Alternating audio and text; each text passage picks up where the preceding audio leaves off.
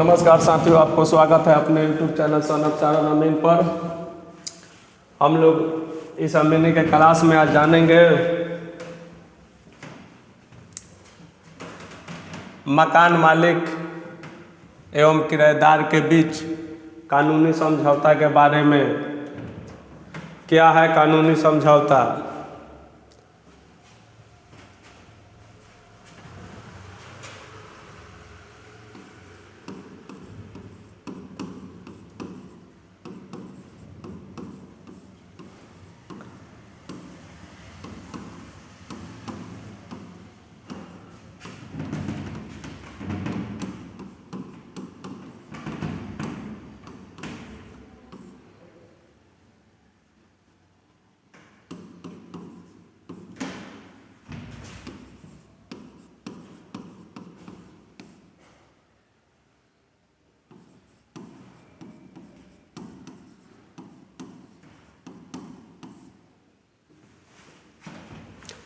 दोनों पक्षों के अधिकार और समझौते एवं कर्तव्य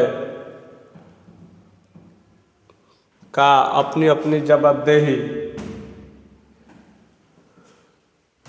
यही है किराएदार एवं मकान मालिक के बीच। अब इसे हम जानते हैं किन किन मुद्दाओं पर किराएदार और मकान मालिक के बीच समझौता होना चाहिए, जो कि भविष्य उन दोनों परिवार के लिए सही हो।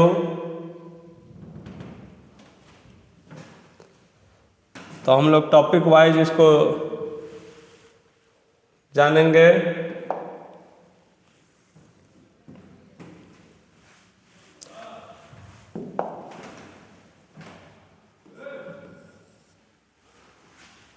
नंबर 1,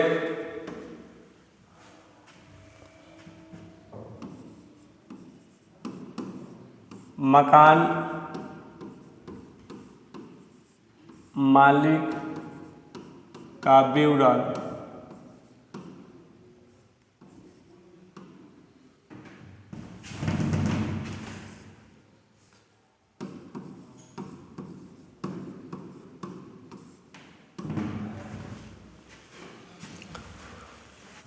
मकान मालिक का विवरण में हम लोग जानेंगे कि मकान मालिक का नाम, पता,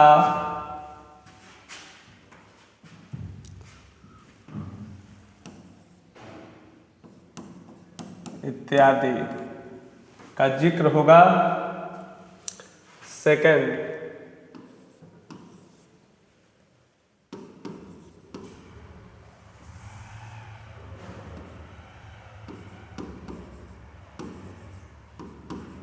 किराएदार का नाम, पता इत्यादि। फिर तीसरा है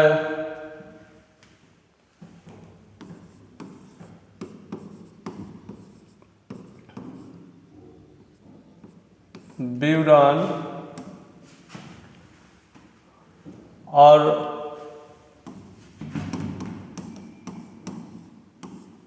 अग्रिम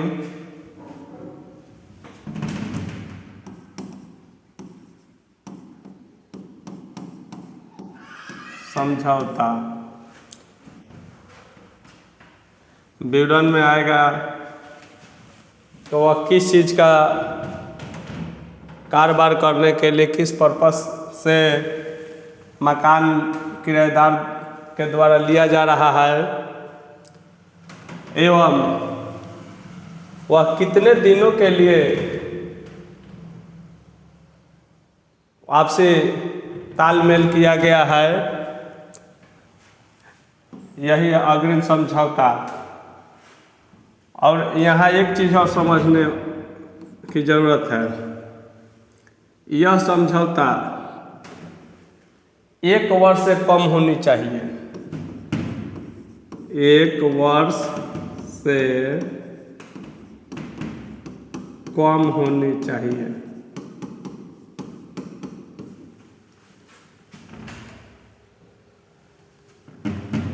जैसे 11 माह के लिए तो 500 रुपये का नॉन जुडिशियल स्टाम्प पर ये सभी बातों को लिखा पढ़ी होना चाहिए। यदि यही 1 वर्ष से लेकर 2 वर्ष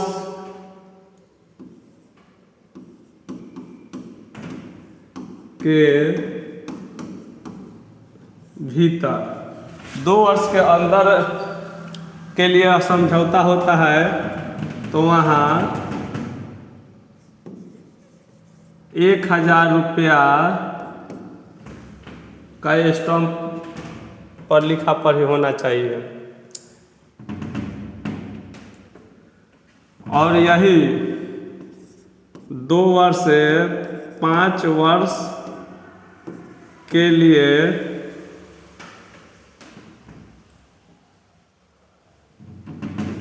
समझौता होता है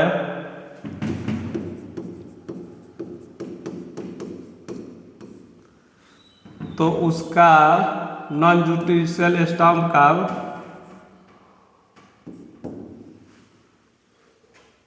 कीमत 1500 रुपया होनी चाहिए एवं 5 वर्षों से अधिक के लिए समझौता होता है तो 2000 रुपया के नॉन जुडिशियल स्टाम्प पर लिखा पढ़ी होना चाहिए। यही है विवरण अग्रिम समझौता।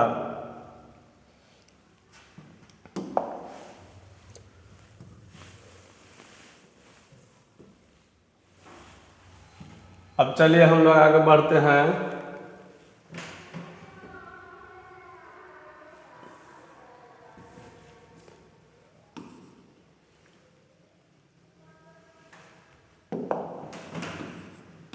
चौथा,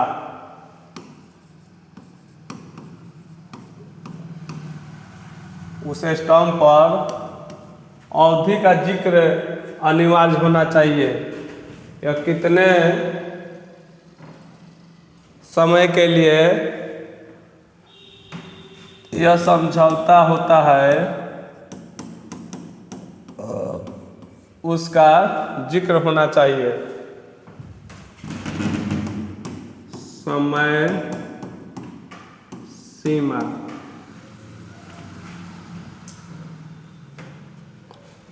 पांचवा,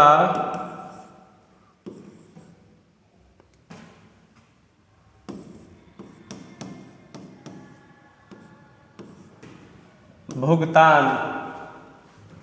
भुगतान का भी मैंने जो आपसे समझौता हुआ है कितने समय के लिए कितना रुपया में यह समझौता होता है किराया, उसका जिक्र होना चाहिए। और जिक्र के साथ साथ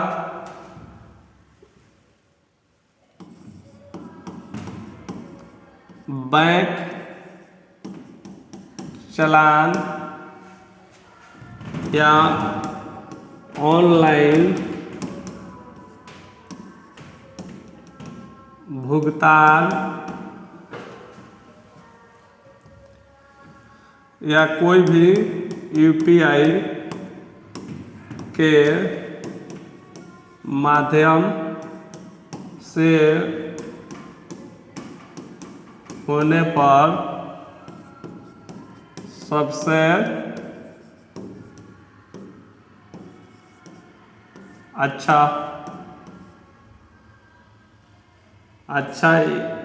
या उत्तम माना जाएगा।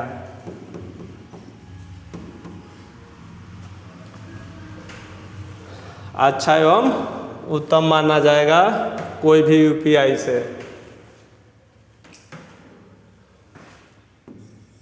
चलिए 6ठा नंबर, हस्ताक्षर होना चाहिए। हस्ताक्षर किनका किनका होना चाहिए भाई? तो मकान मालिक का हस्ताक्षर,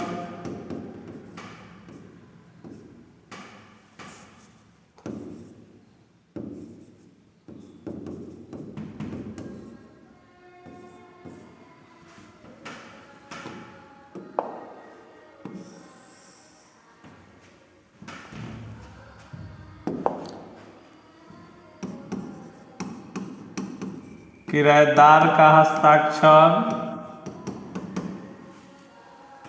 उसके बाद 2 गवाह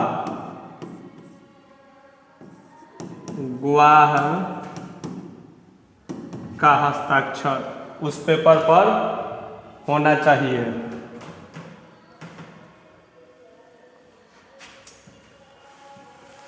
हस्ताक्षर होने से जो व्यक्ति गवाह पहचान या मालिक और किराएदार के बीच समझौता हुआ है वे लोग उसकी अपनी अपनी जिम्मेवारी जवाबदेही लेंगे।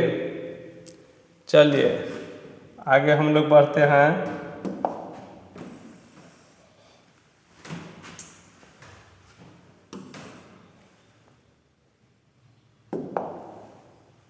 अब चलिए जो मकान मालिक और किराएदार के बीच जो समझौता होनी चाहिए, जो ज़रूरी है, उस पर चर्चा हम लोग करते हैं।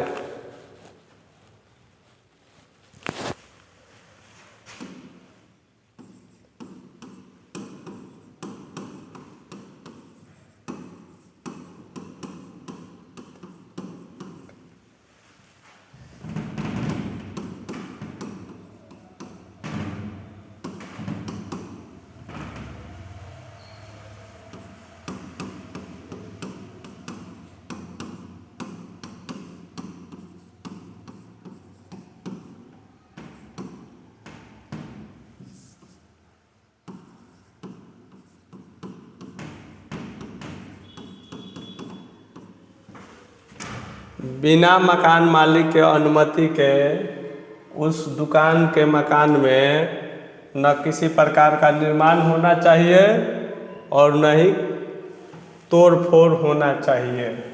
यह उस पेपर पर लिखना अनिवार्य है।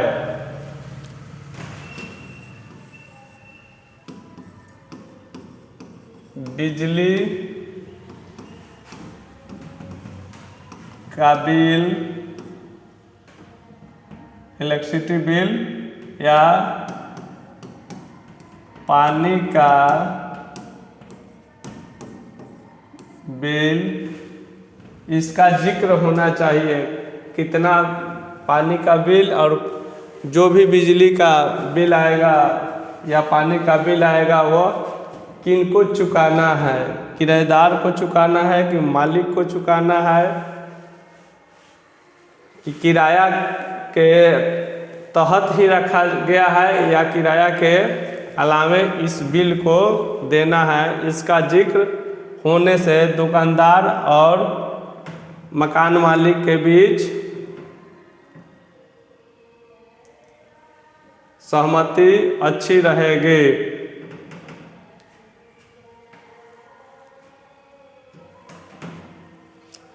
चलिए सी,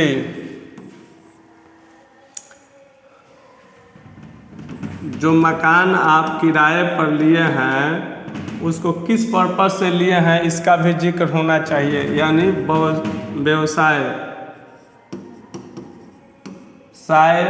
क्या है? दुकान है, मॉल है या गोदाम है इत्यादि का जिक्र होना चाहिए।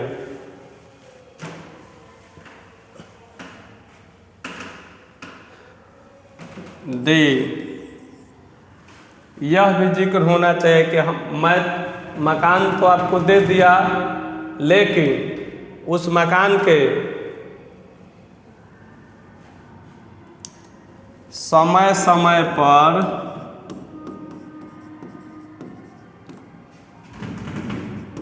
मकान मालिक के द्वारा निरीक्षण या देख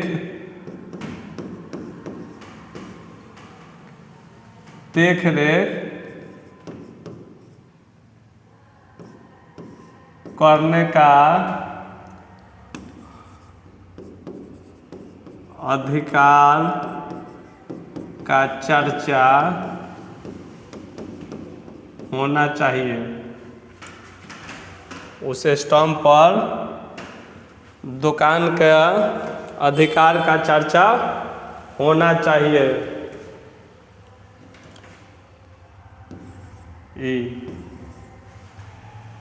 सबसे महत्वपूर्ण टॉपिक, इसके बाद का टॉपिक है डी,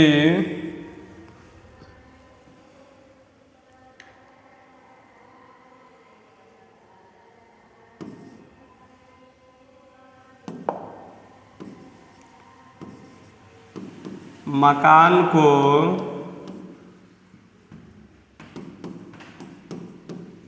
किराएदार के द्वारा छोड़ने या किराएदार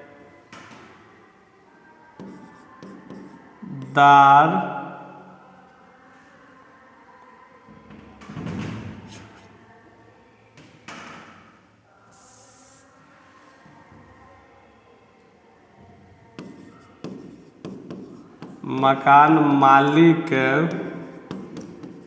के द्वारा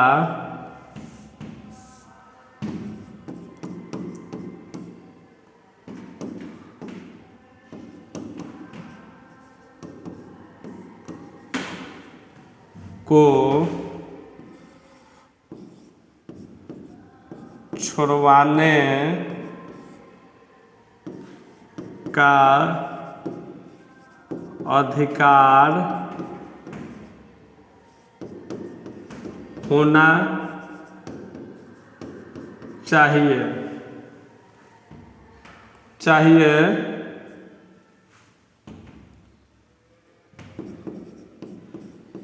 जिसका समय 1 माह पूर्व नोटिस देना होगा।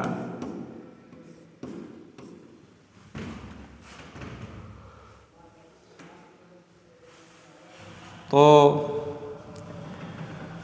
आप लोग इस टॉपिक से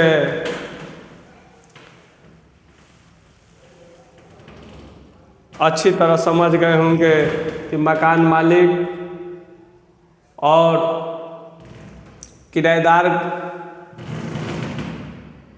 दोनों दुकान के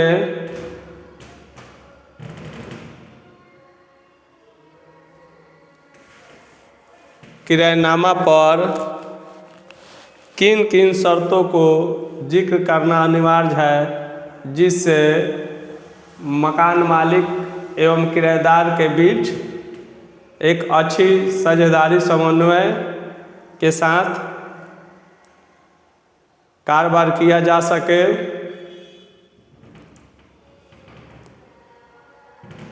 नेक्स्ट हम लोग आपसे विदा लेंगे। हम अगला टॉपिक के साथ पुनः वापस आएंगे कि किरायादार कितने समय के लिए कितना किराया देना कानूनी अधिकार है, कानून बनाया गया है, इस टॉपिक के साथ आपके बीच हम पुनः आएंगे। तब तक के लिए आपसे विदा लेते हैं। धन्यवाद।